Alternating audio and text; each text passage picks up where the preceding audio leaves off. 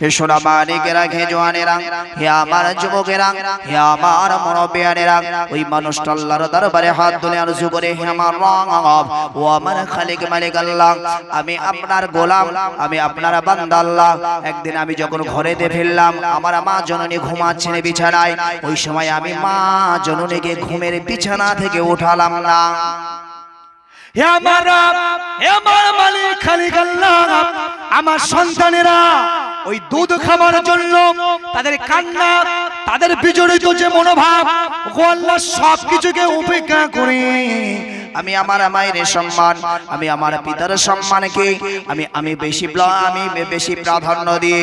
ও রব্বুল আলামিন আল্লাহ পাক, যতক্ষণ পর্যন্ত আমি আমার মা এবং বাপকে ওই দুধ না পান করাতে পেরেছি, ততক্ষণ পর্যন্ত আমি আমার সন্তানদেরকে খাওয়াই নাই।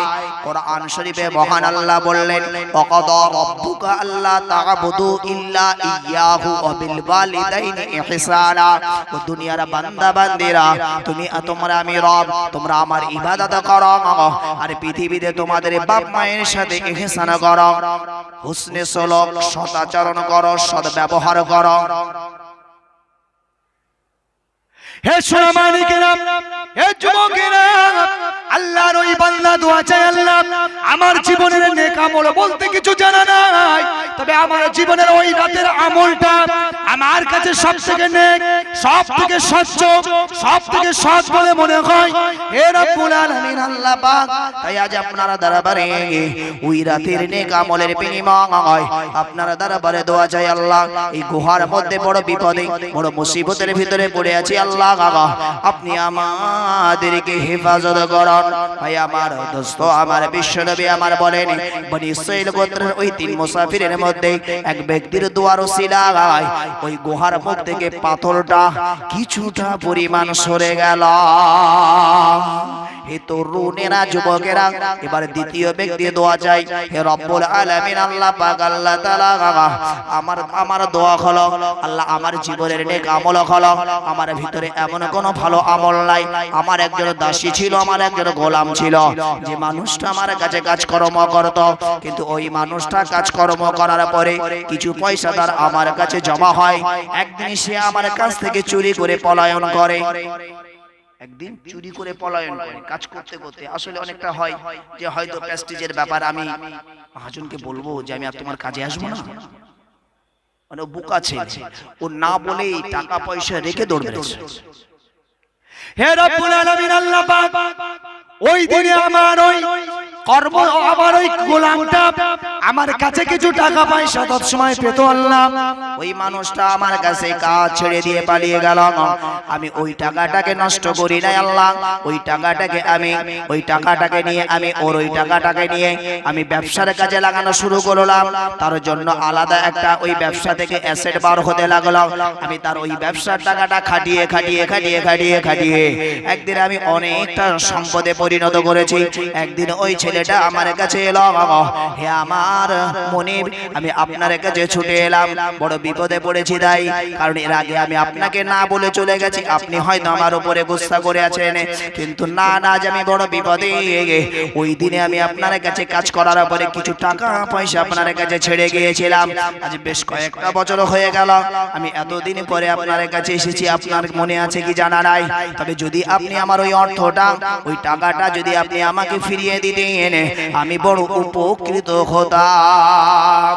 হে সোনা মানিকেরা, জওয়ানেরা, হে আমার মুরব্বিয়ানেরা, ওই সময় তিনি বলছে, আল্লাহ তার অর্থ দ্বারা যত সম্পদ আমি গচ্ছিত করেছিলাম, যত অর্থ দ্বারা, যত বিজনেসের যত আপনার টাকা পয়সা, তার যত সম্পদ, গরু ছাগল ভেড়া, আমি যতগুলো তার ওই অর্থ দ্বারা আমি কামিয়েছিলাম, ওই দিনে আমি সব কিছু তার হাতে তুলে দিয়েছিলাম। ও রব্বুল আলামিন আল্লাহ, কোন ধোঁকা নয়, আমি আমানতদারির সাথে আমি তার ব্যবসা, তার অর্থ, আমি সব কিছু তার হাতে বুঝিয়ে দিয়েছিলাম। আল্লাহ, যদি আমার জীবনের এই আমলটা আপনার দরবারে সম্মানিত হয়, আমার আপনার দরবারে এই আমলটা যদি নেক হয় তবে আমার জীবনের ভালো আমল, এছাড়া আর কোনো ভালো আমল আমার মনে পড়ে না। হে রব্বুল আলামিন আল্লাহ পাক আল্লাহ তাআলা ওই নেক আমলের বিনিময় আপনার দরবারে দোয়া চাই আল্লাহ আপনি আমাদের এই বিপদ থেকে আপনি হেফাজত করুন। রব্বুল আলামিন আল্লাহ পাকের দয়া, রব্বুল আলামিন আল্লাহ পাকের কৃপা। ওই সময়ে ওই পাহাড় থেকে, পাহাড়ের উপরে আপনার গুহার উপরের ওই পাথরটা ওই গুহার মুখ থেকে আর কিছুটা পরিমাণ সরে গেল। একবার জোরে বলুন। আমি বোঝাচ্ছি খালি এটাই যে নেক আমলের বিনিময়ে দোয়া কবুল। রাসূলুল্লাহ যে উপমাটা আমাদেরকে দিয়েছেন, আসলে আমাদের চাওয়ার পদ্ধতি ভুল আছে, আমাদের চাওয়ার সিস্টেম ভুল আছে। কবর জিয়ারত হবে বলছে চলো মসজিদ থেকে সকলে 3 বার সূরা ফাতিহা, 3 বার সূরা ইখলাস, 10 বার দুরূদ শরীফ পড়তে পড়তে চলো। ও গল্পও চালা, চাঙ্গুলো গুনছে। এই আমলগুলো কতটা নেক হতে পারে আপনার তার ভিতরে একগ্রতা থাকা দরকার। আপনি সূরা ফাতিহা পড়ছেন, আলহামদুলিল্লাহি রাব্বিল আলামিন, সমস্ত প্রশংসা হে পৃথিবীর রব, হে সারা সৃষ্টির রব, আলামিনের রব যিনি, সেই আল্লাহর নামে আপনি প্রশংসা করছেন। আর রহমানির রহিম, আল্লাহ দয়ালু করুণাময়। আপনি এইভাবে আল্লাহর শানগুলো আপনি আলোচনা করছেন ভাই আমার, দোস্ত আমার, আর আপনি অন্যের সাথে গল্প করছেন। এইদিকে খালি মুখে মুখস্থ আছে আলহামদুলিল্লাহি রাব্বিল আলামিন, আপনি হ্যাঁ ঠিক বলেছেন, মালিক ইয়াউমিদ্দিন, হ্যাঁ ঠিক হয়েছে, চলছে। এর ভিতরে একগ্রতা আছে, ভালোবাসা আছে, ভ্রাতৃত্ব আছে, এর ভিতরে প্যার থাকতে হবে। রাসূলুল্লাহ বলেন আমল অনেক করো, আমল করো কম, কিন্তু সে আমলটা যেন হয় স্বচ্ছ। অল্প আমল, স্বচ্ছ আমল করো, ভালো আমল করো, ছোট হোক কম হোক, সেটাই আপনার জন্য কিয়ামতের দিন নাজাতের জরিয়া হয়ে যাবে।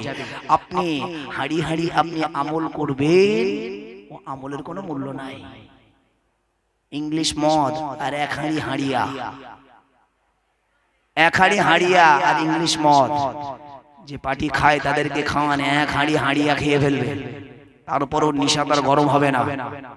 আর ইংলিশ মদ এক বোতল পুরো লাগবে না, কটা প্যাক দেন, খবর খারাপ, খবর উল্টো হয়ে যায়।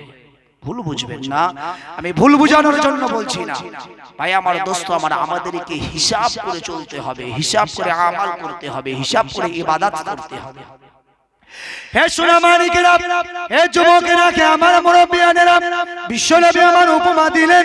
তৃতীয় ব্যক্তি আল্লাহর দরবারে দোয়া চাইলেন, হে আমার রব, হে আমার খালিক মালিক আল্লাহ, আপনার দরবারে আমার আবেদন, আমার জীবনের নেক আমল বলতে আমার এমন কিছু মনে পড়ে না, তবে রব্বুল আলামিন আল্লাহ পাক আমার জীবনের একটা আমল আমার কাছে স্বচ্ছ বলে মনে হয়।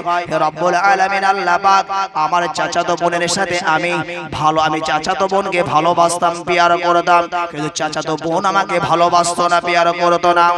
নিজের নেক আমলের কথা বলছি, নেক আমল। হে রব্বুল আলামিন আল্লাহ পাক আল্লাহ তাআলা, আমি চাচাতো বোনকে ভালোবাসতাম কিন্তু সে আমাকে ভালোবাসতো না। একদিন আমার চাচাতো বোন বিপদে পড়ে গেল, মুসিবতে পড়ে গেল। ওই চাচাতো বোন আমার কাছে ছুটে এলো, ভাই আমার কিছু অর্থ দাও, কিছু টাকা দাও। আমি সাথে সাথে শর্ত চাপালাম, না তোকে আমি অর্থ দেব না, টাকা দেব না, তবে দিতে পারি, শর্ত হলো এটা, তোর সাথে আমার খাওয়াইশ তোকে মেটাতে হবে। যদি তুমি আমার খাওয়াইশ মেটাও তবে আমি তোমার অর্থ দিতে রাজি। হে সোনামানিকেরা, হে যুবকেরা, হে আমার মুরব্বিয়ানেরা, যখন তার চাচাতো বোনকে বলল, চাচাতো বোন বড় বিপদে, বড় মুসিবতে, উপায় নাই, চাচাতো ভাইয়ের কাছে অর্থ নিলেন, তারা প্রস্তাবে রাজি হলেন। ভাই আমার, দোস্ত আমার, যত সময়ে যখন সে কামে যাবেন, ওই কাজে শুরু করতে চলেছেন, এমন সময় তিনি বলছেন, হে আমার রব, হে আমার মালিক, হে আমার খালিক আল্লাহ, আমি যখন আমার চাচাতো বোনের উরুর উপরে বসে পড়লাম, আমি তার কাপড়টা উঁচু করলাম, এমন সময় চাচাতো বোন আমার, তিনি আমাকে বলতে লাগলেন, ভাই, হে আমার চাচাতে ভাই, দুনিয়ার কোনো মানুষ হয়তো জানে না, দুনিয়ার কোনো মানুষ আমাদেরকে দেখে না, তবে কিন্তু তুমি রব থেকে পলায়ন করতে পারবে না। সেই রব, সেই স্রষ্টা, সেই মালিক আল্লাহ, তিনি সব কিছুই দেখেন। হে আমার চাচাতো ভাই, একবার সেই রব আল্লাহকে ভয় করো, সেই স্রষ্টাকে একবার ভয় করো, সেই আল্লাহকে একবার ভয় করো। হে আমার রব, যখন আমার চাচাতো বোনের কথা বলেছিল, বলবার সাথে সাথে আমার অন্তরের ভিতরে কম্পন শুরু হলো, আমার অন্তরের ভিতরে ভয় ভীতি কাজ করতে শুরু করলো। এ রব্বুল আলামিন আল্লাহ পাক আল্লাহ তাআলা সাথে সাথে সাথে সাথে ওই পাপ থেকে ওই অপকর্ম থেকে আমি বিরত হয়ে গেলাম। সাথে সাথে আমি উঠে পড়লাম। ওগো রব্বুল আলামিন আল্লাহ, এত সুন্দর মওকা, এত সুন্দর সুযোগ, তারপরেও আমি ও রব্বুল আলামিন আল্লাহ পাক শুধুমাত্র আপনার ভয়ে ছেড়ে দিয়েছিলাম। যদি এই ভয়ে ছাড়াটা, এই ইবাদতটা যদি আপনার কাছে উত্তম হয়, সব থেকে স্বচ্ছ হয়, আমার জীবনে এ থেকে আর বেশি স্বচ্ছ আমল নাই। ওগো রব্বুল আলামিন আল্লাহ পাক আল্লাহ তাআলা আমার সেই স্বচ্ছ আমল দ্বারা আপনার দরবারে প্রার্থনা করি, আবেদন করি, আল্লাহ আপনি আমাদের এই বিপদ থেকে বাঁচিয়ে দেন। এর আগে দুইজন দোয়া চেয়েছেন, কিছুটা খালি হয়েছে, এখনো 12 হওয়ার মতো জায়গা তৈরি হয় নাই। যখন তৃতীয় ব্যক্তি দোয়া চাইলেন, রব্বুল আলামিন আল্লাহ পাকের অশেষ ক্ষমতায়, অশেষ কৃপায় ওই মানুষগুলোকে বাঁচানোর জন্য মহান আল্লাহ ওই গুহার মুখ থেকে পাথরটা আর একটা ধাপ আগিয়ে ওদেরকে পার হওয়ার মতন সুযোগ করে দিয়েছে। ভাই আমার, দোস্ত আমার বলার উদ্দেশ্য এই জায়গায় ছিল না নেক আমলের বিনিময়ে দোয়া চাওয়া। ইবলিস শয়তান নেক আমলের বিনিময়ে আল্লাহর কাছে প্রার্থনা করলেন, আবেদন করলেন, মনে আছে? হে দুনিয়ার মুসলমান, আমি বলেছি ইবলিস শয়তান হলো আমাদের জন্য প্রকাশ্য দুশমন। কোরআন বলেছে ইন্নাহু লাকুম আদুউম মুবিন। এ দুনিয়ার বান্দা বান্দিরা, না না না না না, তোমাদের প্রকাশ্য দুশমন হলো ইবলিস শয়তান। কিভাবে ইবলিস প্রকাশ্য দুশমন, আমি সে কথাগুলোই বোঝানোর জন্য আমি আপনার এই পিছন থেকে আলোচনা শুরু করেছি। ভাই আমার, দোস্ত আমার, ওই সময় মহান আল্লাহর দরবারে প্রার্থনা করেছিল। অনেক চাওয়া, অনেক পাওয়া, আমি সব কথা বলার সময় পাবো না। যদিও পয়েন্ট যতটুকু দরকার, যতটুকু প্রয়োজন, ততটুকু কথাই আমি আপনাকে বোঝাতে চাই। ভাই আমার, দোস্ত আমার, ইবলিস শয়তান আল্লাহর কাছে দোয়া চেয়েছিল, হে আমার রব, হে আমার খালিক মালিক আল্লাহ, আমার সারা জীবনের নেক আমলের বিনিময়ে দোয়া চাই আল্লাহ। আমি যে আদম সন্তানের জন্য ধ্বংস হয়ে গেলাম, যে আদম সন্তানের জন্য আমি কাফেরদের দলভুক্ত হয়ে গেলাম, আমার সারা জীবনের আমল বরবাদ, সারা জীবনের ইবাদত বরবাদ। হে রব্বুল আলামিন আল্লাহ পাক, সেই আদম সন্তানদেরকে আমি দুনিয়াতে ধোঁকা দিতে চাই, আমি সেই আদম সন্তানদেরকে পথভ্রষ্ট করাতে চাই। হে রব্বুল আলামিন আল্লাহ পাক আল্লাহ তাআলা, আপনি আমার হায়াতটাকে দারাজ করে দেন। আল্লাহ বলেছিল, ইবলিস বলো কতদিন তোমার হায়াতে চাই? ইবলিস বলেছিল, হে আমার রব, হে আমার মালিক আল্লাহ, ততদিন আমার হায়াতটা লম্বা করে দেন, যতদিন পর্যন্ত এই আদম সন্তানেরা দুনিয়াতে থাকবে। আল্লাহ বললেন, ইবলিস ততদিন পর্যন্ত দুনিয়াতে এই আদম সন্তানেরা থাকবে, যতদিন পর্যন্ত কিয়ামত অনুষ্ঠিত না হবে। ইবলিস বললেন, আল্লাহ আমার হায়াতটাকে ওই কিয়ামতের দিন পর্যন্ত আপনি লম্বা করে দেন। ভাই আমার, দোস্ত আমার, আল্লাহ বললেন, এই ইবলিস যা, আমি তোর আরজ, তোর আবেদন, তোর দোয়াকে কবুল করে নিলাম। তোর হায়াতটাকে বাড়িয়ে আমি কিয়ামত পর্যন্ত তোর হায়াতটাকে লম্বা করে দিলাম। মানে ইবলিস বেঁচে আছে না মরে গেছে? একটু কথা বলেন, ইবলিস বেঁচে গেছে, বেঁচে আছে না মরে গেছে? বেঁচে আছে। ভাই আমার, দোস্ত আমার, ইবলিস শয়তান পুনরায় আল্লাহর কাছে দোয়া চান, হে আমার রব, হে আমার খালিক মালিক আল্লাহ, আমি হলাম জিন জাতি। ওগো আল্লাহ, আপনি যদি আমার পাওয়ার দেন, ওগো আল্লাহ, আপনি যদি আমার হিম্মত দেন, আমার যদি ক্ষমতা দেন আল্লাহ, ওই সমস্ত দুনিয়ার আদম সন্তানদেরকে ধোঁকা দেওয়া, হে আমার রব আল্লাহ, আপনি আমাকে এমন তৌফিক দেন, এমন পাওয়ার দেন, এমন ক্ষমতা দেন, আমি যেন সমস্ত দুনিয়ার আপনারা বান্দা বান্দিদের মুহূর্তের ভিতরে শিরা উপসেরায় ঘুরে ঘুরে আমি ইবলিস শয়তান যেন ওদেরকে ধোঁকা দিতে পারি। আল্লাহ বলেন, ইবলিস যা, আমি তোর আরজুকে মঞ্জুর করে নিলাম। তবে ভাই আমার, দোস্ত আমার, ওই সমস্ত ব্যক্তিদের সম্পর্কে বুঝতে হবে যারা এমনি করে ইয়া আইয়ুহাল্লাযীনা আমানু, সেই আয়াতের তাফসীরে চলুন, ইয়া আইয়ুহাল্লাযীনা আমানু, হে ঈমানদারেরা, যারা আল্লাহর উপরে বিশ্বাস আনবে, যারা ঈমান আনবে তারপরে পরেই উদখুলু ফিস সিলমি যারা প্রবেশ করবে ইসলামের ভিতরে কাফা পরিপূর্ণভাবে যারা ইসলামের ভিতরে প্রবেশ করবে। বিশ্বনবী আমরা বলেছিলেন ও আমার উম্মতিরা মনে রাখো যারা পরিপূর্ণভাবে ইসলামের ভিতরে প্রবেশ করবে আল্লাহ পাক আল্লাহ তাআলা ওই সমস্ত ঈমানদারদেরকে ওই সমস্ত মহান আল্লাহ পাকের প্রকৃত মুমিন বান্দাদেরকে মহান আল্লাহ পাক আল্লাহ তাআলা ইবলিসের ধোঁকা থেকে হেফাজত করবে। ভাই আমার দোস্ত আমার মনে করুন বিষধর অজগর সাপ অথবা গোকর সাপ বা অন্যান্য বিষধর সাপ আপনার ঘরেই বসবাস করে, কিন্তু ভাই আপনি জানতে পারেন না। ভাই অনেক আগের মাটির বাড়ি যাদের আছে, এই মাটির বাড়ি যখন ভাঙা হয় দেখা যায় এক একটা মাটির ঘর থেকে 8খানা 10খানা সাপ বেরোয়, কথা ঠিক না ভুল? 8খানা 10খানা সাপ বেরোয়, কিন্তু যতক্ষণ ওরা ভেতরে লুকিয়ে থাকে ততক্ষণ তাদের আত্মরক্ষা থাকে, যতক্ষণ তারা পর্দার মধ্যে থাকে, তারা যতক্ষণ গর্তের ভিতরে প্রবেশ থাকে ততক্ষণ পর্যন্ত তাদের আত্মরক্ষা থাকে। ওই সর্পটা রাসূলুল্লাহর ওই হাদিসটা রাসূলুল্লাহ সাহাবীদেরকে বললেন একটা সর্প 3 হাত বাইরে 2 হাত ভিতরে, ওই মানুষ ওই সর্পটাকে মারা কি সম্ভব? সাহাবীরা বললেন জি হুজুর, ওটাকে ওই 2 হাত পিটিয়ে পিটিয়ে পিটিয়ে পিটিয়ে পিটিয়ে দুর্বল করে আস্তে আস্তে বার করব আর মারবো, আস্তে আস্তে বার করব আর মারবো, একদিন পুরোপুরি মারা সম্ভব। ভাই আমার দোস্ত আবার তাই বিশ্বনবী সরওয়ারে কায়নাত রাসূল পাক সাল্লাল্লাহু আলাইহি ওয়াসাল্লাম বললেন যদি সে ওই সর্প যতদিন সে গর্তে আত্মগোপন করেছিল, সে যতক্ষণ পরিপূর্ণ তার শরীরটাকে ভিতরে প্রবেশ রেখেছিল ততক্ষণ পর্যন্ত মানুষের চোখে পড়ে নাই, মানুষ তাকে মারতে পারে নাই। তবে শুনে রাখো হে আমার উম্মতিরা, যারা পরিপূর্ণ ইসলামের ভিতরে প্রবেশ করবে, যারা পরিপূর্ণ ইসলামের ভিতরে থাকবে, হে আমার উম্মতিরা আমার সাহাবীরা শুনে রাখো আমি রাসূল পাক জানিয়ে দিই ওই মানুষটাকে ইবলিস শয়তান তাকে দেখতেও পাবে না। ইবলিস শয়তানের চোখে মহান আল্লাহ পাক আল্লাহ তাআলা ওই ঈমানদারদের জন্য পর্দা দিয়ে দেবেন, একবার জোরে বলুন।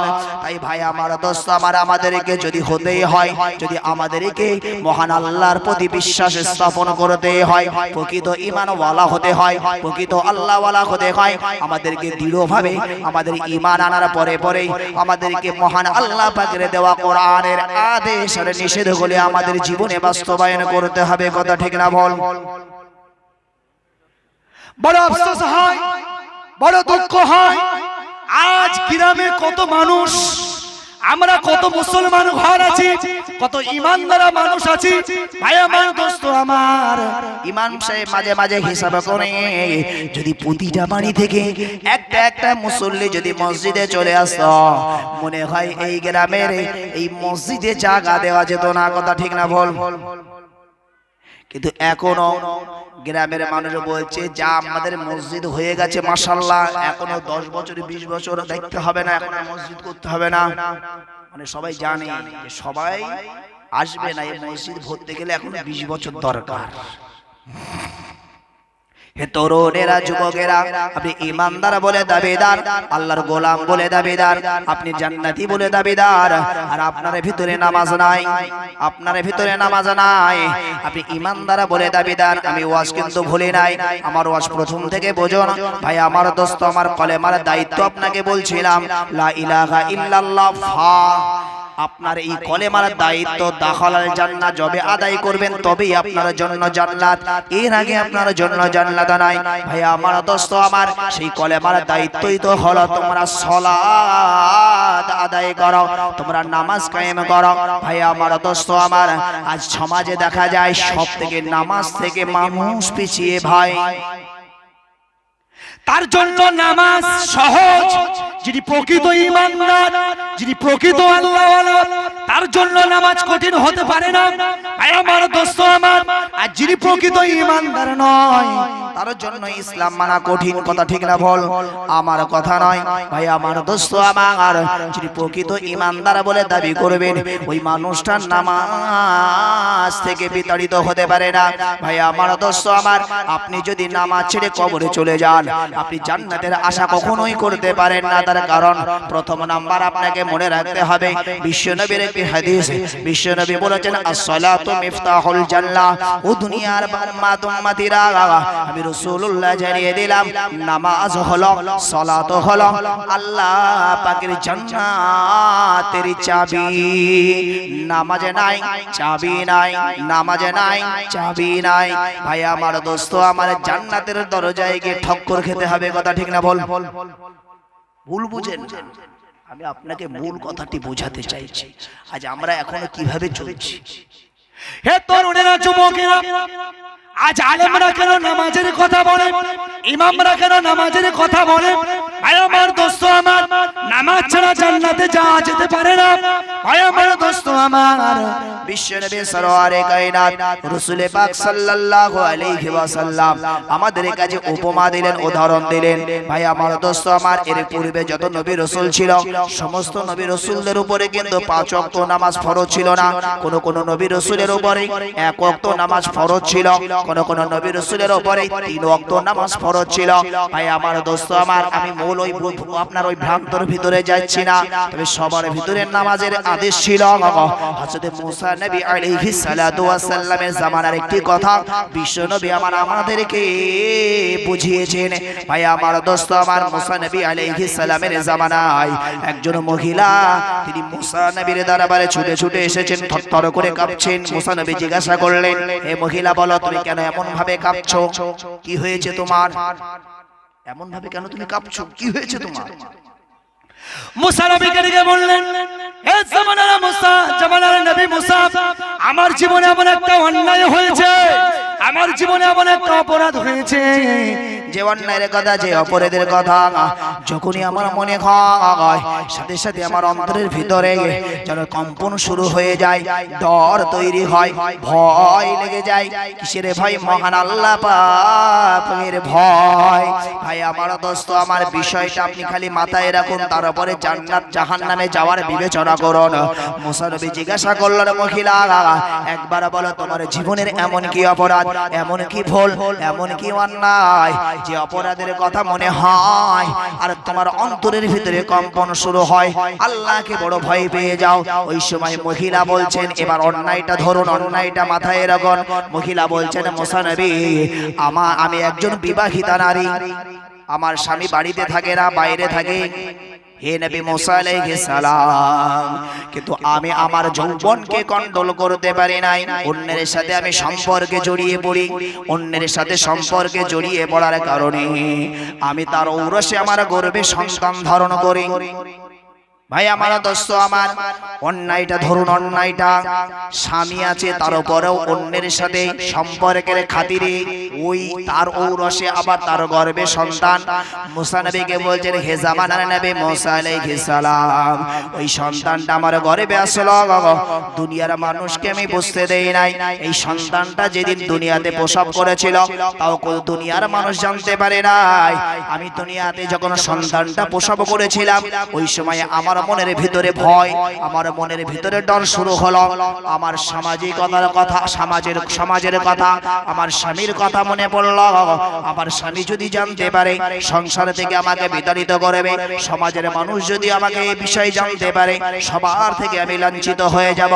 ভাই আমার দোস্ত আমার, মুসা নবীকে বলছেন, জামানার নবী মুসা আলাইহিস সালাম, ওই সময় আমি আমার নিজের আত্মশুদ্ধির জন্য, নিজের সার্থকতার পরিচয় দিয়ে আমি আমার ওই সন্তানটাকে ওই ঘরের ভিতরে আমি নিজে হাতে গলা টিপে মেরে ফেলেছি। অন্যায়টা ছোট না বড়? বিরাট বড়। হে তরুণেরা, যুবকেরা, বিশ্বনবী আমার বলেছে, হে আমার উম্মত উম্মতিরা, মনে রাখো, পৃথিবীতে যদি কোনো মানুষকে হত্যা করে, কোনো ইমানদারকে হত্যা করে, তার জীবনে কতটা গুনাহ, সারা পৃথিবীতে যত ইমানদার আছে, সারা পৃথিবীতে যত মানুষ বেঁচে, যত মানুষ আছে, একজন মানুষের হত্যার পাপ হলো সারা পৃথিবীর মানুষকে হত্যা করার পাপ। একজন ইমানদারের হত্যার পাপ হলো সারা পৃথিবীর ইমানদারের হত্যার পাপ। ছোট না বড়? ভাই আমার দোস্ত আমার, আমি জাস্ট ওগুলো বোঝানোর জন্য নয়, জাস্ট একটু ওজনটা বোঝানোর জন্য। এবার আপনি বলুন, আমার সমাজে যদি এমন কোনো ঘটনা হয়ে যায়, ভাই আমার দোস্ত আমার, আমরা সমাজে তাকে আমরা সমাজচ্যুত করি, যা ওই মহিলা ওদেরকে এক ঘুরে করে দাও, কথা ঠিক না ভুল? ভাই আমার দোস্ত আমার, ভুল বোঝানোর জন্য নয়। মুসা নবী আলাইহিস সালাতু ওয়াস সালাম যখন মহিলার ওই কথাগুলো শুনলো, শোনার সাথে সাথে সাথে একটু চমকে উঠলো, ভয় পেয়ে গেল। হায় রে, মানুষের দ্বারা কি এমন সম্ভব? সে নিজে অন্যায় করো, নিজের দোষের কারণে তার গর্ভে সন্তান এলো, ওই সন্তানটাকে আবার 10 মাস 10 দিন ধারণ করলো, আবার ওই সন্তানটাকে নিজে গলা টিপে মেরে ফেললো। এটা কি সম্ভব?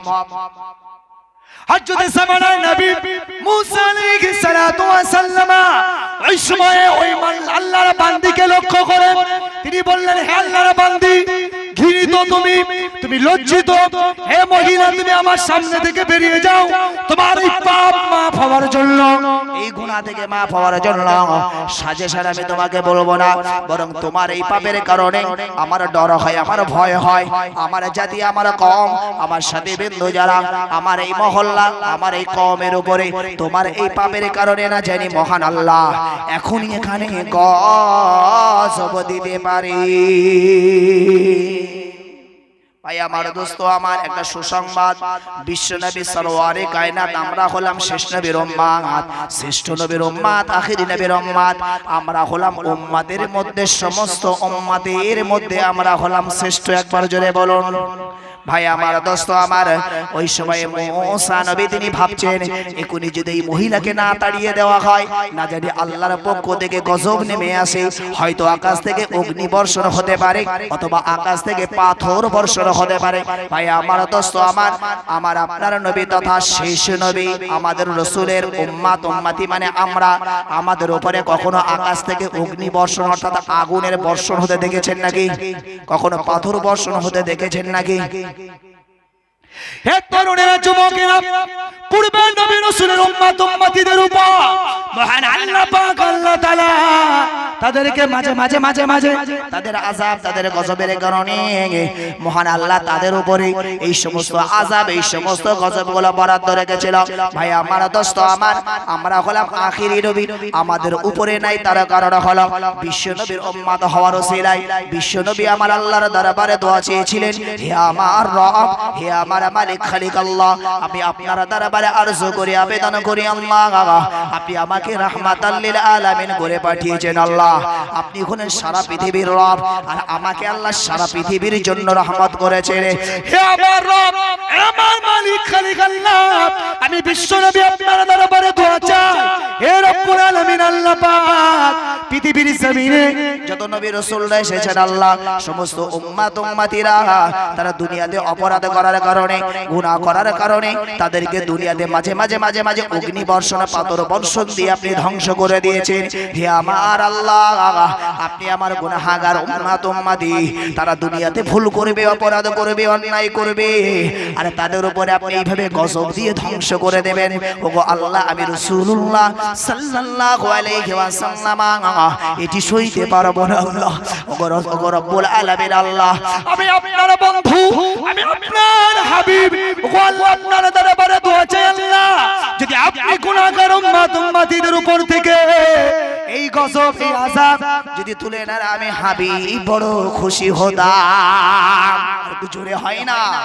ভাই আমার দোস্ত আমার, যখন বিশ্ব নবী আমার এইভাবে আল্লাহর কাছে দোয়া চান, আমার রব্বুল আলামিন আল্লাহ পাক জানিয়ে দেন, ওগো আমার হাবিব, ওগো আমার বন্ধু, আপনি যাতে খুশি, আমি আল্লাহ তাতে রাজি।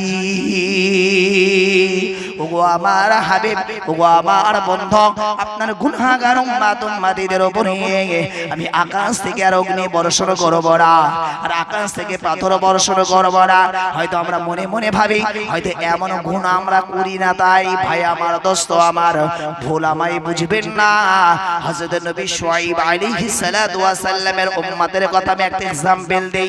ভাই আমার দোস্ত আমার, তাদের খালি দোষ ছিল, তাদের খালি অন্যায় ছিল, তারা কোনোদিন মাথানি বাসত না। সবজি মাল বাজারে বিক্রি হয়, আমরা ঝুড়ির উপরে মাথানি করে দেই, মাথানি বাসত না।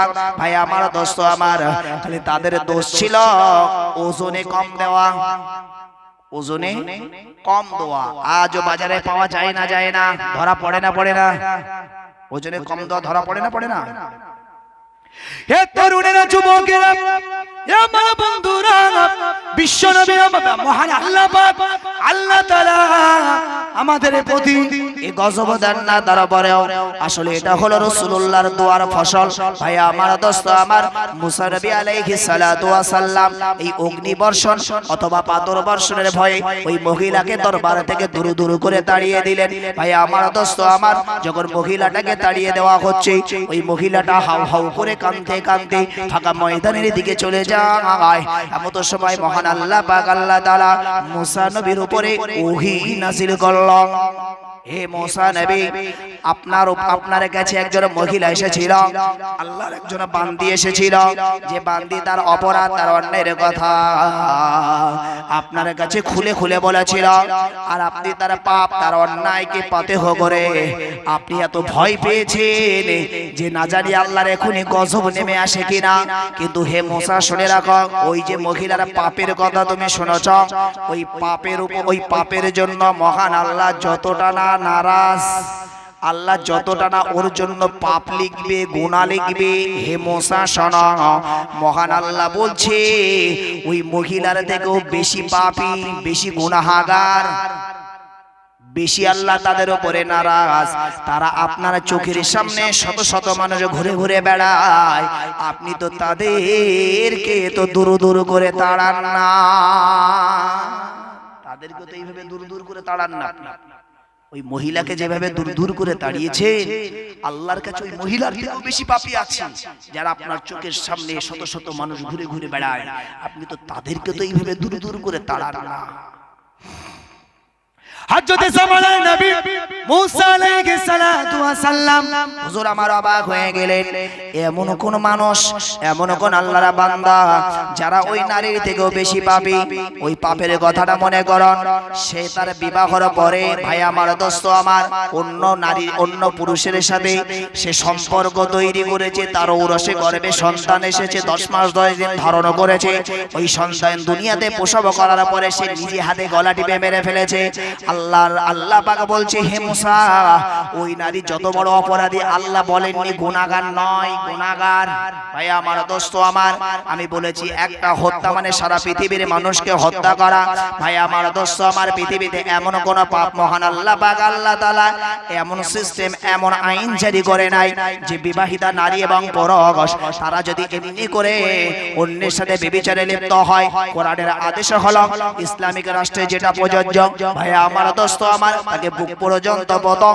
এবং পাথর দিয়ে মেরে ফেলো ভাই আমার দোস্ত আমার চুরি করলে হাত কাটো ভাই আমার অন্যান্য পাপের জন্য মৃত্যু দেননি ভাই আমার দোস্ত আমার আর যদি কোন বেবিচারী ব্যক্তি বিবাহিতা তারা যদি বেবিচার করে তার জন্য মৃত্যুদণ্ড ইসলাম দিয়েছে ভাই আমার দোস্ত আমার আমি অপরাধকে ছোট অঙ্কে দেখছি না তারপরও এবারে দেখুন মুসা নবী বলছে হে মুসা নবী বলছেন হে আল্লাহর মালায়েকা ফেরেশতা জিবরিল একবার আপনি আমাকে বলুন ওই নারীর থেকেও বেশি অপরাধী আমার চোখের সামনে শত মানুষ ঘুরে বেড়ায় আমি তো তাদেরকে দেখতে পাই না হে তরুণেরা হে যুবকেরা হে আমার মুরব্বিয়ানেরা আমাদের সময় মুসা নবীকে জিবরিল আমিন আলাইহিস সালাম বললেন আল্লাহর পক্ষ হতে হে ভাই মুসা শুনুন মহান আল্লাহ পাক জানিয়েছেন যাদের উপরে নামাজকে ফরজ করা হয়েছে আর ওই সমস্ত আল্লাহর বান্দা বান্দীরা কোনো ওজর নাই কোনো অসুবিধা নাই কোনো সমস্যা নাই কোনো কারণ নাই তারা ইচ্ছাকৃতভাবে তারা নামাজগুলিকে ত্যাগ করলো ভাই মুসা নবী শুনে রাখুন যারা এমনি করে ইচ্ছাকৃতভাবে নামাজকে ত্যাগ করে ওই সমস্ত মানুষেরা মহান আল্লাহ পাক আল্লাহ তাআলার দরবারে ওই নারীদের থেকেও বেশি পাপী এবার আপনি চিন্তা করুন বেনামাজি হয়ে কবরে যাবেন আপনি যদি একবারে ওই দোষটাকে আপনার নিজের ঘাড়ে চাপিয়ে নিতেন আপনাকে কত বড় অপরাধী মনে হতো কত বড় গুনাহগার মনে হতো কোনদিন আপনি আল্লাহর কাছে মাপ পেয়েছেন কি পাবেন এটা নিয়ে আপনার ভিতরে সন্দেহ থেকে যেত ভাই আমার দোস্ত আমার জান্নাত পাওয়া আপনার জন্য কঠিন হতো। একবার খালি অন্যায়টাকে মাথার উপরে চাপান, ওজনটা বুঝতে পারবেন। ভাই আমার দোস্ত আমার, তার থেকেও বেশি ওজন বলছে যার উপরে নামাজকে ফরজ করা হয়েছে, আর ওই মানুষগুলি নামাজ আদায় করলো না, নামাজ পড়লো না, ওই মানুষগুলো মহান আল্লাহর দরবারে ওই নারীর থেকেও বেশি পাপী। তাহলে এই দুনিয়ার যারা আমরা বেনামাজি হয়ে কবরে যাচ্ছি, একবার আপনি আমি যদি বিবেচনা করি, আমরা জান্নাতে যাব না জাহান্নামে যাব? ঠিক করে চিন্তা করুন। হে তরুণেরা, যুবকেরা, হে আমার মুরব্বিয়ানেরা, আমি আপনাদেরকে আত্মসমীক্ষা করতে বলবো। আমার দোস্ত আমার, যদি আপনি বেনামাজি হয়ে কবরে যান, বিশ্বনবী সরওয়ারে কায়নাত রাসূল পাক সাল্লাল্লাহু আলাইহি ওয়াসাল্লাম প্রথমত তিনটি আযাবের কথা বলেছেন। ভাই আমার দোস্ত আমার, একটি আযাব হলো যখন তাকে কবরে রাখা হবে, ওই সময় কবরটাকে এত সংকীর্ণ করে দেওয়া হবে, কবরটাকে এত ছোট করে দেওয়া হবে বেনামাজি হওয়ার কারণে। এই কবরটা এত এমন ভাবে আপনাকে পিষ্ট করবে, আপনার ডান পাজরার হাড়টা বাম পাজরার ভিতরে ঢুকে যাবে। ভাই আমার দোস্ত আমার, কবরটা এতটা আপনাকে চাপতে দেবে, একবারে চিন্তা করুন। আপনার ডান পাজরার হাড়ের ভিতরে যদি বাম পাজরার হাড়টা ঢুকে যায়, ওই সময় আপনার হালাত, আপনার অবস্থাটা কেমন হতে পারে? ভাই আমার দোস্ত আমার, আপনি মনে মনে বলবেন, ওই রকম যদি হয় কতক্ষণ বাঁচবো কবরে? ওই রকম তো মরেই যাবো। যদি দুটো হাড় এক জায়গায় হয়ে যায় তো মরেই যাবো। হে তরুণেরা, যুবকেরা, আমার মুরব্বিয়ানেরা, মহান আল্লাহ পাক আল্লাহ তাআলা তাই আমাদেরকে বললেন, হে দুনিয়ার বান্দা বান্দীরা, মনে রাখো, কাইফা তাকফুরুনা বিল্লাহ, তোমরা আমি আল্লাহ আমাকে কিভাবে অস্বীকার করো? অকুনতুম আমওয়াতান, একবার তোমরা চিন্তা করো, তোমরা ছিলে মৃত, তোমাদের ভিতরে ছিল না রূহ, তোমাদের ভিতরে ছিল না জান। কোন জায়গায় আমাদের জান ছিল না? ভাই আমার দোস্ত আমার, যখন আমরা মায়ের রেহেমে এসেছিলাম, ভাই আমার দোস্ত আমার, 43 পর আমাদের ভিতরে রূহ দেওয়া হয়। প্রথম 40 আমরা এমনি করে শুক্র হিসাবে জমা থাকি, দ্বিতীয় 40 আমরা রক্তপিণ্ড হিসাবে জমা থাকি, তৃতীয় 40 আমাদের এই রক্তপিণ্ড থেকে আমাদের শারীরিক গঠন গোস্ত মাংস তৈরি হয়। ভাই আমার দোস্ত আমার, এই 43 অর্থাৎ 4 মাস পরে মহান আল্লাহ পাক আল্লাহ তাআলার হুকুমে আমাদের শরীরের ভিতরে রূহটাকে দেওয়া হয়।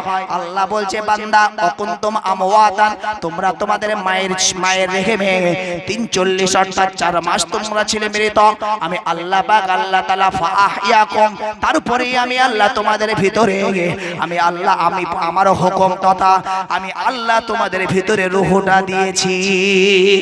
হে তরুণেরা, বলার উদ্দেশ্য হলো, আমার আল্লাহ তারপরেই বললেন, বান্দা, সুম্মা ইউমিতুকুম, তবে মনে রাখো, দুনিয়াতে তোমরা এসেছো, কারোর হায়াত 40 বছর, কারোর হায়াত 50 বছর, কারোর হায়াত 10 বছর, 20 বছর।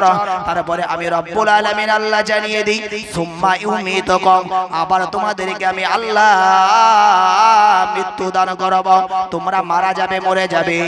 এ দুনিয়ার বান্দা বান্দিরা, মনে রাখো, আমি আল্লাহ পাক আল্লাহ তাআলা জানিয়ে দিই, এই মৃত্যু মরণের পরে তোমাদেরকে কবরস্থ করা হবে। এই কবরের ভিতরে মহান আল্লাহ পাক আল্লাহ তাআলা জানিয়ে দেন, সুম্মা ইউহয়িকুম, আবার তোমাদের রূহটাকে দিয়ে তোমাদেরকে জীবিত বানানো হবে। আর তারপরে মৃত্যু হবে না, আর কোনোদিন মরণ হবে না। মানুষের মরণ কিন্তু একবার, বারবার নয়, শুধুমাত্র কেবলমাত্র কবরের ভিতরে আমরা আমাদের কষ্ট, আমাদের যে যন্ত্রণা, মহান আল্লাহ খালি আমাদের আযাবটা ভোগ করাবে। হে তরুণেরা, হে যুবকেরা, হে আমার মুরব্বিয়ানেরা, নামাজ ছেড়ে কবরে যাবেন, আপনাকে এইভাবে কবরটা এত পিষ্ট করবে, আপনাকে, আপনার শরীরের অবস্থা কত কষ্ট, কত তাকলিফ আপনার হতে পারে, একবার চিন্তা করুন।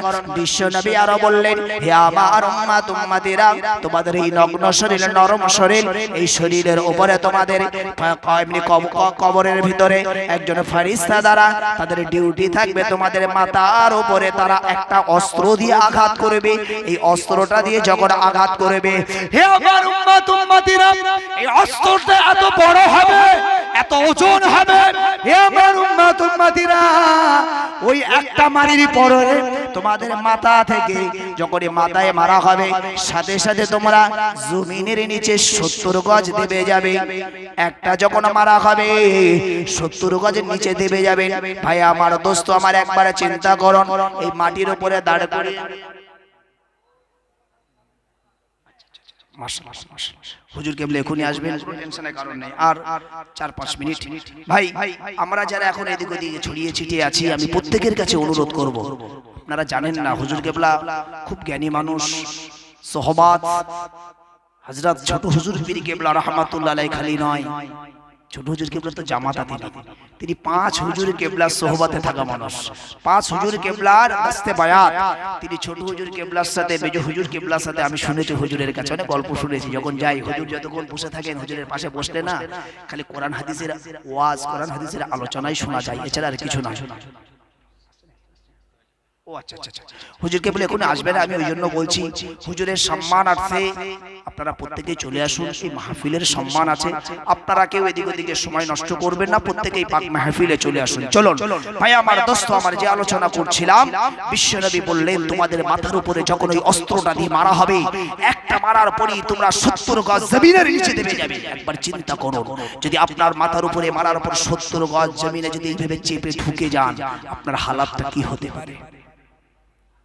হে তরুণেরা, যুবকেরা, আমার মুরব্বিয়ানেরা, না না একবার মারা হবে, খালি তাই নয়, বিশ্বনবী আমরা বললেন হে আমার উম্মত উম্মতিরা, মারা হবে তোমরা 70 গজের নিচে দেবে যাবে, আবার তোমাদেরকে টেনে তোলা হবে, আবার তোমাদের মারা হবে, আবার তোমাদেরকে টেনে তোলা হবে। ভাই আমার দোস্ত আমার এইভাবেই চলতে থাকবে কতদিন, যতদিন কিয়ামত অনুষ্ঠিত হবে।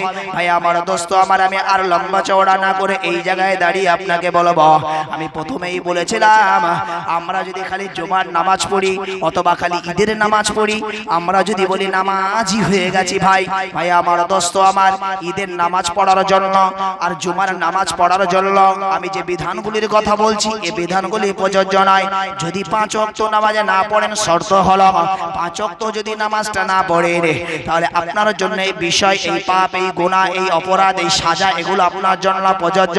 ভাই আমার দোস্ত আমার, আপনি 5 ওয়াক্ত নামাজি হয়ে যান, আল্লাহওয়ালা হয়ে যান, আপনার ঘরে আল্লাহর রহমত নাজিল হবে, আল্লাহ আপনার ঘরে বারাকাত নসিব করে দেবে।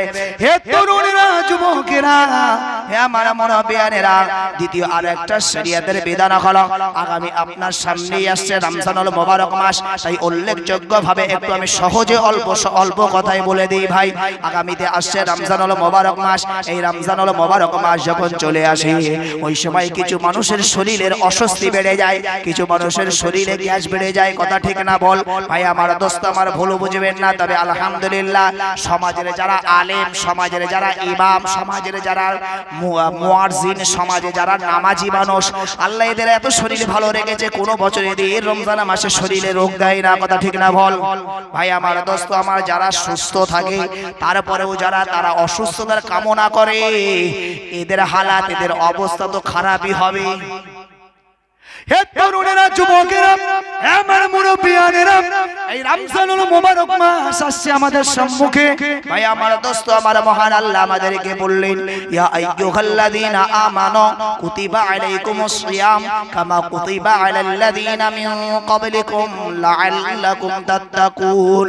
হে দুনিয়ার ঈমানদারেরা, না না না, খামাকা তোমরা মনে করো না যে আমি আল্লাহ পাক, আল্লাহ তাআলা শুধুমাত্র কেবলমাত্র উম্মতে মুহাম্মাদি অর্থাৎ তোমাদের উপরে রমজানের রোজাকে ফরজ করেছি। না না না, পূর্ববর্তী নবী রাসূলের উম্মতদের উপরেও ফরজ করা হয়েছিল। হে তরুণেরা, যুবকেরা, এই রমজানুল মুবারক মাসে যদি রোজাটা আপনি রাখতে পারেন, মহান আল্লাহ পাক, আল্লাহ তাআলা আপনার প্রতি এত রাজি, এত খুশি হবে। মহান আল্লাহ বললেন, সারা দিন রোজা রাখার পরে যখন আপনার সন্ধ্যাবেলা ইফতারি নিয়ে আমার উম্মত উম্মতিরা বসে, হে দুনিয়ার বান্দা বান্দীরা শোনো, মহান আল্লাহ বলছে তোমরা যখন ইফতার নিয়ে নিয়ে বসো। ওই সময় মহান আল্লাহ পাক আল্লাহ তাআলা সমস্ত মানুষ সমস্ত গোলামদের ইফতারের সাথী আমার আল্লাহ বেড়ে যায়। একবার জোরে বলুন ভাই আমার দোস্ত আমার মুসা নবী তৎসময় আল্লাহর কাছে বলেছিল, আল্লাহ আপনি আমার লাকাব দিয়েছেন নাজি, মানে আমি খুব কাছাকাছি আপনার। আল্লাহ নাজি মানে খুব কাছাকাছি, কাছাকাছি। আল্লাহ বলছেন নাজি মুসা নাজি, অর্থাৎ হে মুসা তুমি আমার খুব কাছাকাছি। মুসা নবী বলেছিল আল্লাহ তার মানে পৃথিবীতে সব থেকে আমি আপনার কাছাকাছি, বড় খুশি হয়েছিল। আল্লাহর কাছে যখন এ নিয়ে শুকরিয়া আদায় করে আল্লাহর কাছে গর্বিত হচ্ছিল, আল্লাহ বলেছিল হে মুসা শোনো, না না তোমার গর্বিত হওয়ার কিছু না, তুমি মুসা আর আমি আল্লাহ, আমার আর তোমার মাঝখানে ৭০,০০০ আমার নূরের পর্দা আছে। তুমি আর আমি অনেক দূরে। এক একটা নূরের পর্দা চওড়া হলো ৫০,০০০ বছরের রাস্তা, এক একটা নূরের পর্দা মোটা হলো ৫০,০০০ বছরের রাস্তা। এইভাবে ৭০,০০০ নূরের পর্দা আছে, তুমি অত দূরে আর আমি এখানে। হে তরুণেরা যুবকেরা আর উম্মতে মুহাম্মাদী সম্পর্কে মহান আল্লাহ কোরআনে বলেছেন, হে দুনিয়ার বান্দা বান্দিরা মনে রাখো, নাহানু আকরাবু ইলাইহি মিন হাবলিল ওয়ারিদ। হে দুনিয়ার বান্দা বান্দিরা, হে উম্মতে মুহাম্মাদীরা শোনো, আমি আল্লাহ পাক আল্লাহ তাআলা জানিয়ে দিই তোমাদের যে ঘাড়ের শিরা আমি আল্লাহ তার থেকেও নিকটে থাকি। ভাই আমার দোস্ত আমার ভুল বুঝবেন না আমার, এই সামনে রমজানুল মুবারক মাস আসে, এই রোজা মাসে যদি আমরা আমাদের জীবনের পাপ রাশিগুলি ক্ষমা না করাতে পারি, ভাই আমার দোস্ত আমার বিশ্ব নবী আমার এই রমজানুল মুবারক মাস যখন আসতেন, যখন রমজানের সংলগ্ন মাসগুলোই অর্থাৎ রজব মাস থেকে বিশ্ব নবী আমার আল্লাহর কাছে দোয়া চাইতেন, হে আমার রব, হে আমার আল্লাহ, হে আমার প্রভু স্রষ্টা, আপনি রজব মাসকে পেরিয়ে আপনি শাবানকে পার করিয়ে আমার রমজান পর্যন্ত হায়াতটা বাড়িয়ে দেন।